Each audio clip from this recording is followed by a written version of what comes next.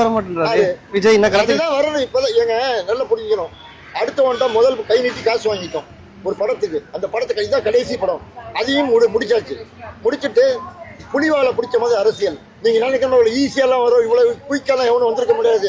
முதல்ல ரஜினிகாந்த் மாநாடு போட்டாராங்க, விஜயகாந்த் போட்டான் மனுஷன், அவன் இப்போ தலைவன். சரத்குமார் போட்டாரா, கமல் போட்டாரா? எங்க பைசா சம்பாதிச்சுதான் எல்லாரும் நடிக்க வந்தீங்க. எங்க பைசா எங்களுக்கு நீங்க கொடுக்க வேணாம், கொஞ்சமாவது கொடுக்க வேணாம். ஏதாவது நல்ல திட்டம் உதவி ஏதாவது செஞ்சிருக்காங்களா? இவன் செஞ்சிருக்கானயா? சிறு வயசுல கட்சி ஆரம்பிச்சு கொஞ்ச நாள் 2 வருஷம் கூட ஆகல, அதுக்குள்ள குழந்தைகளுக்கு படிப்பு இது சம்பந்தப்பட்டது முதல்ல செஞ்சு கொடுத்தானே. அது மட்டும் போதுமா பண்ற மாதிரி? அது மட்டும் போதுமா? இல்ல, இவன் அப்ப விட்டு காசு, அவன் சொந்தமா சம்பாதிச்ச காசு அவன் கொடுக்குறான். கட்சி காசு எடுத்து செலவு பண்ணி கொடுக்கல, புரிஞ்சுங்களா? கொள்ளையடிச்ச காசை எடுத்து வந்து கொடுக்கல.